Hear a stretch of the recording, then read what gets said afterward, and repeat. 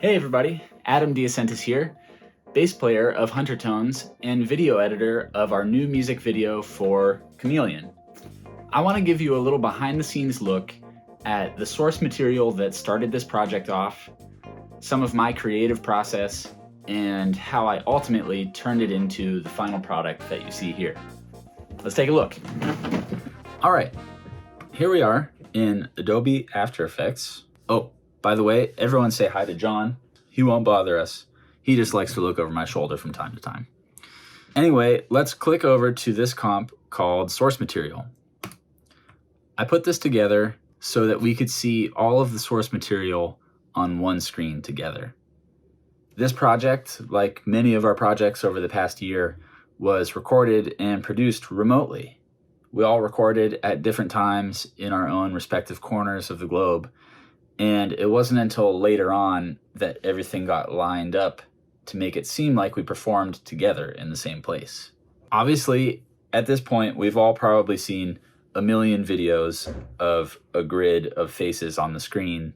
And my main goal with this project and a lot of the videos that we've done is to breathe some new life into that format and create something new and unique that adds to the music itself. So I started thinking, here we have this tribute to the legendary Herbie Hancock and some of his most well-known songs. How can I visually represent this collection of music? And then it hit me, a collection, like a record collection. Anyone who knows Herbie's music knows that each of his albums has some iconic album artwork that goes along with them. Especially Headhunters, which is the album that Chameleon itself comes from. Next, I had to decide what to do with this album cover inspiration. I knew I wanted to do something with it, but how am I going to work it in? I decided that I wanted to incorporate us into the album covers to make it look like the record collection came alive, but I didn't quite have the media to work with for this idea. That's when it hit me that I should reach out to Chuck Johnson. Chuck is a close friend of ours and a musician in Columbus, Ohio, but more importantly for this scenario, he is also a videographer and photographer with an awesome record collection at home. I hit him up to see if he would be interested in collaborating on the project, and of course, because he is the awesome guy that he is, he said yes. So, with my initial idea and knowing that Chuck was on board to supply some additional footage, I got to work threading some of these ideas together and making sure that it would work. I did a little storyboarding on a piece of paper with a pen. I just wanted to get the major chunks of the idea down. We see the albums, they come alive, Justin's keyboard solo takes us to some other world, then we come back to the record shelves. And after, right before we go into the psychedelic world at the end, that's when the needle drop happens. I decided that there are a lot of videos that have a needle drop right at the beginning of the video, and that's when the music starts, so I wanted to change it. I put that needle drop at the end, and that's when things get really crazy with the kaleidoscopic vision and everything at the end. Sketching out these ideas on paper helped me think about the effects that I would have to come up with to make it happen in the computer. And that was good because I did some research and found out about some techniques, which I ended up using. So the major thing that defines this project against your standard Zoom call grid format is the use of 3D animation. If we look at this comp that I have up, I've left a couple layers here for us to look at. Here we have a background layer. Then we have Josh, Dan, and Hubs. Here is a toner layer, which gives it this color effect, and a texture layer to layer on top. Now, these icons over here mean that these particular layers are 3D layers. That means that you can manipulate them not just on the X and Y axis, but also the Z axis, forward and back. The thing that lets you view these 3D elements is the virtual camera layer. Now this, you can also animate with position, with rotation, with all kinds of different things to give your composition a 3D feel and to give the viewer a more realistic perspective of the things that you're putting on screen. So if I drag the depth of this camera out and back, you can see that not all of these elements move uniformly. They each have their own kind of perspective to them. And if I go to this custom view, you can see they indeed are at different places on the Z axis. This is really, really key because that's what makes all of this movement seem organic and interesting. So obviously part of the challenge here was making us look like we were on these album covers. I picked out the 6 albums that I wanted to use: Fat Albert Rotunda, Headhunters, Wandishi, Taken Off, Thrust, and VSOP. I had to use a variety of effects to make it look like we were on these album covers, but a lot of it came down to the color correction and the texture that I put on top. I found this cool album texture. I used this everywhere because it has that cool outline on there, and it gives it that really nice papery grit and feel like an old album cover. For Justin and Chris, I used a lot of masking.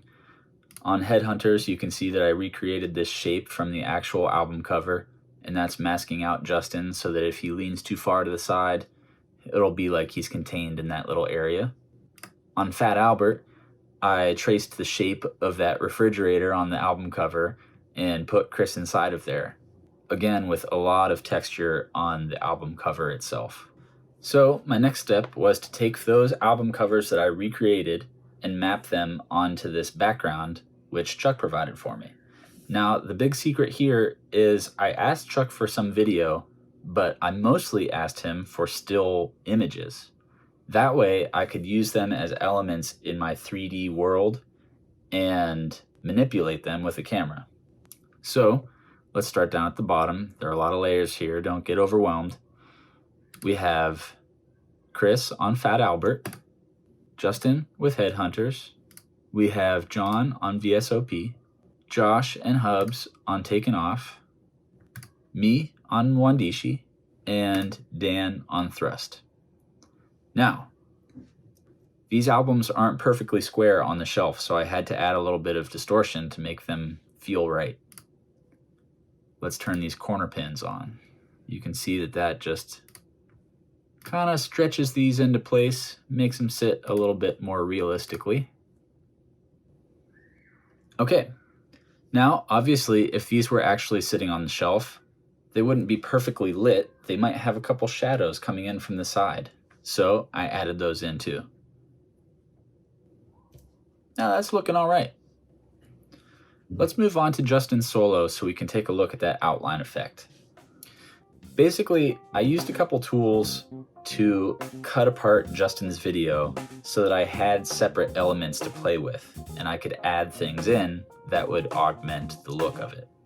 I used a tool called the Rotoscope, which basically you just pick a good frame to start with, and you use this tool to outline your subject one time, and then you hit play, and it goes through every frame in your selection and finds that outline of your subject over and over and over. Most times it works really well. Sometimes you have to go in and help it out a little bit, but it is really cool when you can come out with something like this. Here we can see Justin, the section that got rotoscoped, which is just his upper body, the part that was moving. And then I manually cut out this part just to save some time since that part isn't moving. The couch is stationary, it didn't need rotoscope. Then I duplicated those layers and gave them a color fill and also applied this turbulent displace effect, which is what makes it wiggle and move and make it seem alive. On top of that, I layered in a back layer for the lamp. On top of that, I put some extra light rays that I created to make it seem like the lamp was flickering and dancing around. Here's another layer to give the lamp a little bit more influence on the color of the rest of the scene. And then we have another copy of the front of the lamp, just to make it seem like that light was coming from within the lamp, not on top of it. Again, I'm using 3D animation here. Justin is kind of in the foreground. Myself, Josh, and John are in the background. Then I layered in some sparkly stuff in the very foreground and animated that camera around and gave it a lot of perspective. This moment was really fun to work on too. Like I said before, I wanted to move that needle drop moment to deeper into the plot rather than right at the beginning. I wanted it to be a pivot in the plot rather than the beginning of the plot. So I was trying to build tension leading up to this moment, and I felt like this effect really helped create something new and unexpected that let the viewer know something's happening. This album cover I created with the same technique as before. I just created a square 2D composition and put all of us into this form and made it look like a vinyl cover. The tool that I used to put that into this scene is the motion tracker. Now, the motion tracker works similarly to the rotoscope, but instead of keying out a selection that you dictate at the beginning, it focuses on tracking the motion of a couple particular pixels that you pick out, and then it creates some data that you can create a 3D camera with, which will help you insert things into that scene and make it look like it was really there. One more effect that I really wanted to have create a reaction was this slime on the turntable. I wanted it to be the cue that we were moving on to some new different world that was a little bit more psychedelic and fit the tone of this new groove in musical arrangement. So let's take a look at this comp. A couple layers here. We have our turntable backdrop. We have the slime. We have a copy of the turntable footage, which is going on top of the slime. That's the tone arm and the label of the record. And then we have a couple adjustment layers that have effects on them. Let's take a closer look at the slime. If I turn these effects off, you'll see that this really is just the label of the record that I have turned purple. But when I turn these effects back on, it gets all gooey and slimy, and this is animated to make it kind of wobble and slide all over the place. I used a motion tracker to match the rotation of the album, and this slime rotates at the same speed, so it looks like it's actually on the record. And that's how that works. Clicking through the end here, we have a couple kaleidoscope type of effects going on and a couple more record spinning type of things. That works the same as the slime. I just kind of went crazy with all of the effects in this end part because I wanted to make something that was really drastically different for the last minute or so of the video. At the end, we see our friends one more time on the album cover, and then the credits roll. So, I think that's about it. Obviously, there was a lot more to it, a lot of boring details that I didn't care to go into here, but I think that this kind of gives you a little bit more insight into some of the key effects that make something like this happen. All right, thank you very much for watching. If I missed any questions, please let me know in the comments below. I would be more than happy to answer them. Let me know if you enjoyed this, and maybe next time we have a music video, we'll do another one of these. Until then.